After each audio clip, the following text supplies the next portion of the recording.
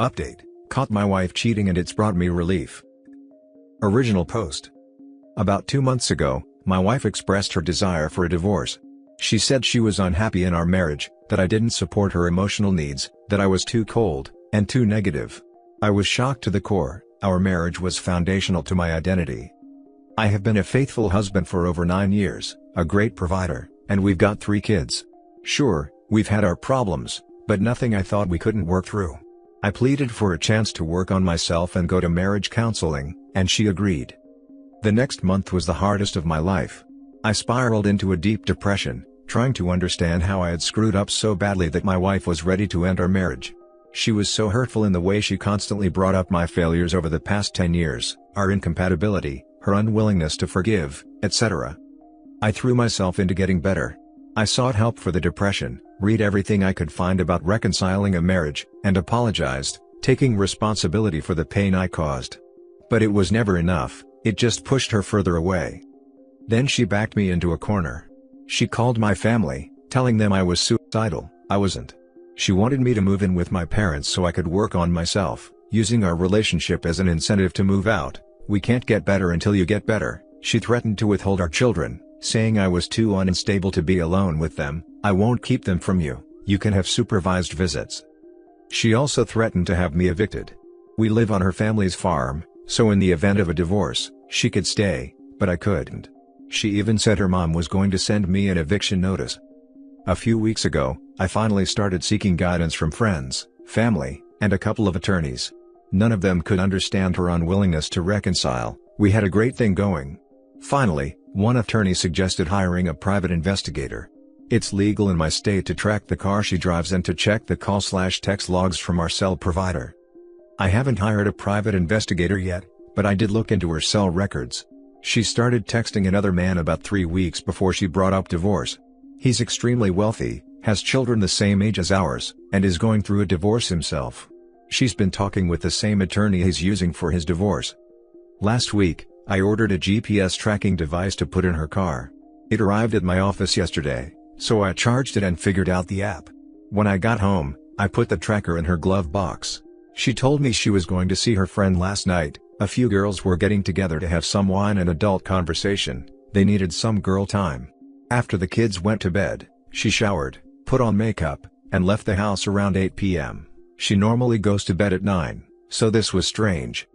I pulled up the tracking app. She didn't go to her friend's house, she went to the man's house she's been texting for 2 months. She stayed until after midnight before coming home. It all makes sense now, the unwillingness to reconcile, the regular overnights at her mom's house, which happens to be 2 miles from his house. I believe she's been cheating for a while. The proof of cheating actually brought me some relief. In South Carolina, you can't get alimony if you've committed adultery, and you can also skip the 1-year separation period before divorce. The burden of proof is quite low, basically just inclination and opportunity. I'm going to retain an attorney today and serve her with divorce papers as soon as I have adequate proof. I'm no longer stuck trying to save our marriage. I see now that she's not the woman I thought she was. She has been manipulating and gaslighting me into thinking I'm the problem. Reading the top comments before the update. Document. Among other things, set yourself up with a way to write everything down.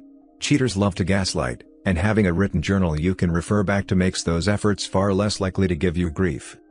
Also, look into getting a post office box for mail you don't want arriving at the house. It also gives you a way to start redirecting stuff before you've fully moved out. I've been journaling, and it's very helpful. My wife actually was the one who suggested it. I've been able to process emotions, look back at how my perception and reality have changed, and track her behavior. She gets angry with me whenever she's been texting a lot with him. I've already got a post office box, and the tenant is moving out of my old bachelor pad at the end of this month. I'm starting to see what the next phase of life will look like. If she suggested journaling, hide it really well. She knows how to find out all your plans and plays. Make sure she can't get her hands on it. Do not give her warning because she's way ahead of you. Serve her at work and name him in your suit. Don't listen to anyone other than your attorney. Hire a shark. She's been gaslighting you into thinking you have a mental condition to get your money and your kids. Smile and pretend you're reconciling, then serve her as soon as possible. Good luck. And do hire the private investigator. I wish you could warn the other spouse, but not yet. I hope she's fighting her cheating husband hard, but she may not even know about the affair, and that makes me sad for her. Thanks for the advice. I called the private investigator this morning, just waiting on a call back.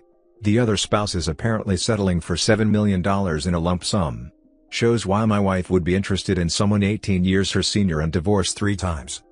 I found out my now ex was having an affair with her married coworker when his wife called me. She wanted my email to send me some evidence and to warn me she was getting ready to blow up his world, thought I should know. The evidence was graphic, to say the least. Once I knew to look, the evidence was easy to find on my own. I was going to confront her, but my best friend suggested that I wait and see, let me decide when to confront her when it suited me. Sure enough, the husband got blasted, my wife was rattled, but no confession. There were times I think she wondered if I knew, but I didn't let on and she didn't confess. I finally decided it was time and confronted her. The funny thing is, she thought a coworker/rival was the one who tipped me off. I kept what I knew private and insisted she come completely clean, not just answer questions. An omission was the same as a lodge. I told her the affair wasn't the only issue, but we had to get past that first. Unfortunately, she wanted to reconcile, and we had kids, so I agreed. She actually did counseling, and things got better, but eventually we slid into being co-parenting roommates who had sex. Then I started seeing signs of infidelity again. She didn't know what I knew this time, and I took a peek. Sure enough, the guy was now divorced, and they'd met up a few times when she could sneak away. I live in a no-fault divorce state, so nobody cared about the affair. I ended up in a brutal custody fight that didn't go my way for a long while. My regret about trying to reconcile was that if I had exposed her the first time, she was remorseful enough to share custody without a fight. But she had years to prepare and decide what she wanted, and she had a plan. Update. So today we had mediation, and she finally faced the repercussions of her affair. It's been 5 months since I discovered her infidelity. After that, she moved out and filed for divorce. I never mentioned that I knew what she had done. I went gray rock, got my affairs in order, and worked through my own mental anguish. But today was fun. Since she filed for divorce, she made the first offer on the separation agreement. I've been waiting for this moment to break the news that alimony is off the table. We're in an at-fault state, where infidelity disqualifies you from alimony. Yeah, this isn't an alimony case. We've got thousands of text messages to her affair partner, GPS data putting her at his house for late-night rendezvous, statements from the country club where they hung out drinking together, and the kicker, health insurance records showing she was screened for STDs and subsequently treated for an infection. We hadn't had sex in 2023. I just wish I could have seen the look on her face when she found out. Needless to say, mediation took a big swing in my favor to avoid an at-fault trial. Another interesting nugget from today, her attorney was apparently recommended by her affair partner, who's using the same attorney for his third divorce. Her affair partner is 60 years old, she's 39 but looks more like an attractive 29, quite wealthy, obviously on steroids, and a real F-boy type. He cheated on his wife with their nanny and is paying her millions in their divorce. I overheard their attorney chatting with mine in the hallway. Their attorney said, "Wow, she's been effing that a-hole."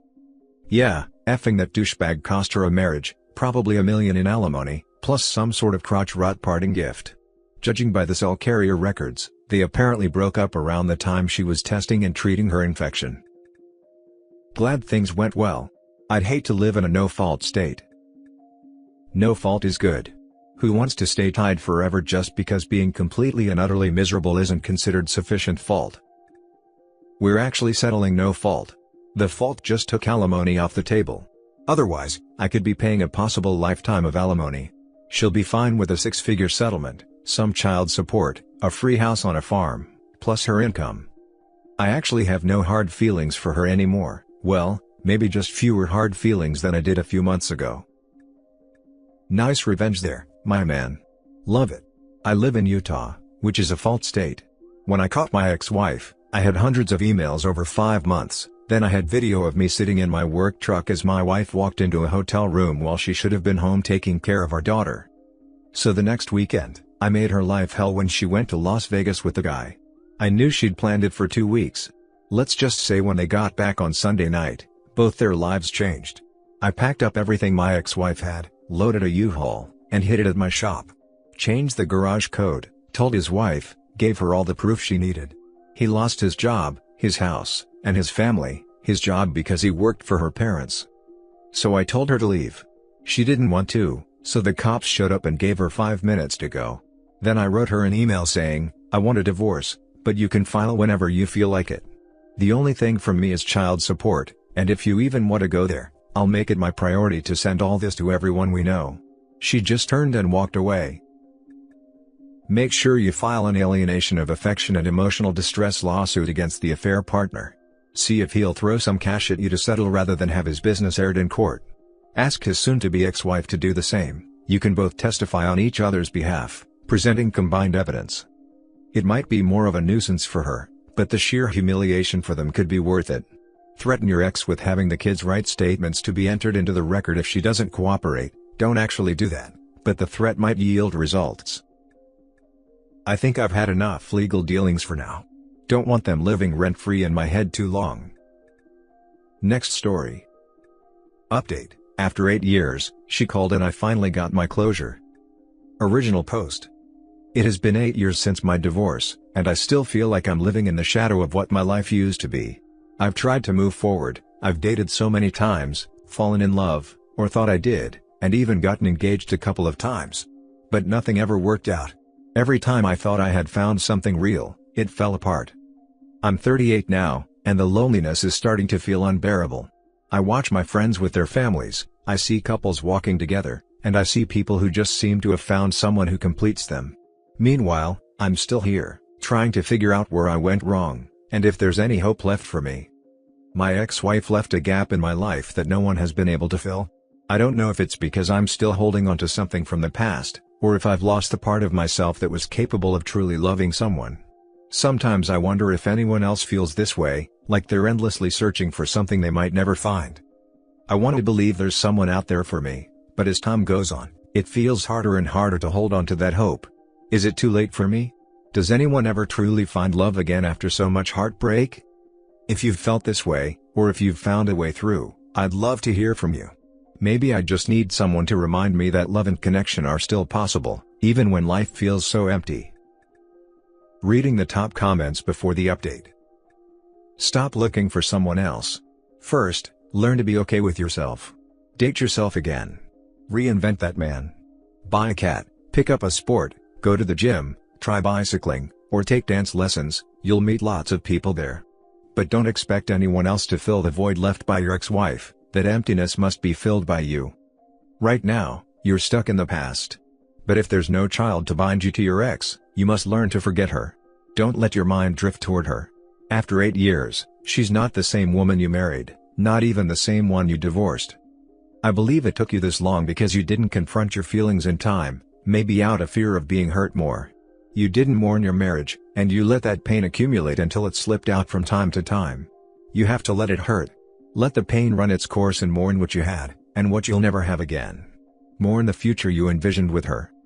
You said you've gone to therapy, but did you do it just to check the box, or did you truly open up and pour your heart out? Sometimes venting is the best therapy. Unsaid words, left inside, build the rot that poisons your soul. Thank you for your genuine reply. I've done almost all of that already. I've worked on being okay with myself, dated myself, tried new things, and focused on personal growth. I've really tried to move on. I've opened up in therapy, vented, and let myself feel the pain. But even after all this, it still feels like something is missing, and the loneliness is hard to shake. I'm not sure what more I can do at this point. Update. A while back, I posted here about how, even after 8 years, I still couldn't get over the memories of my ex-wife. The feelings never really faded.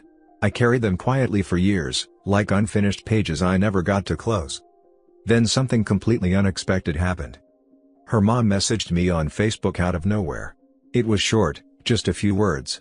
I replied, but there was no response. That silence bothered me. I got concerned, so I called my ex-wife's brother and asked if their mom was okay. He said everything was fine. A little while later, my phone rang, and it was her. My ex-wife. I hadn't heard her voice in 8 years. I completely froze. Couldn't process it. I hung up immediately, then broke down. All the memories came rushing back like a wave I didn't see coming. After a while, I pulled myself together and called her back. She said she had a dream and wanted me to interpret it. I've always been good at that. The dream was about her getting back together with me. I kept my tone calm and neutral. I explained what the dream could mean. Then she started opening up about her life. She has 3 daughters now. She said her current partner is nothing like me, that I am his nightmare. She brings me up during arguments, tells him things like, "My ex would never do that," or "He used to make me feel safe." She told him once that if it weren't for one specific reason, she never would have left me. Then she asked the question, if I would ever take her back, if I could love her and her kids. That was the moment everything changed for me. I told her gently that she has a family now, and she needs to stop bringing up my name. I told her to protect the peace her daughters deserve. I encouraged her to remember how her relationship started and to rebuild from there if she could. And something shifted in me. For the first time since the divorce, I felt free. Not hopeful, not emotional, just free. Like I finally let go of something I had been carrying for far too long. Before I end this, I want to say thank you to everyone who engaged with my earlier post and to all the kind people who reached out through private messages. Some of you shared your stories, others just offered support. It reminded me that even in a place full of strangers, empathy is still alive and well. You helped more than you know. Closure didn't come through time. It came through truth, through finally hearing what I needed to hear, and saying what I had to say. Thanks for reading. Your ex filled the 8-year gap. You were so decent and kind in your words, thank you. She knows she burned her bridges, and you now have clarity and were able to make an informed decision. I hope you move forward with your life the way you want to. Thank you. Just replying to this comment of yours so you see this. I'm surprised you haven't noticed the most important lesson from this encounter, that you dodged a bullet by not being with her. How did your marriage end in the first place? Wouldn't be surprised if it was cheating on her part. But I can 100% tell you that you dodged a horrible partner. She has 3 kids, brings up an ex during every argument with her husband, and is contacting her ex basically implying she wants to be with you. She's as bad of a partner as someone can be. She's the typical grass is greener type, had a great partner, thought she could do better, realized she actually did have it better, and now regrets it. If she truly found better, she'd laugh if you ever reached out to her, probably block you and call you names. Good riddance, and I feel bad for the poor soul who's married to her and has kids with her.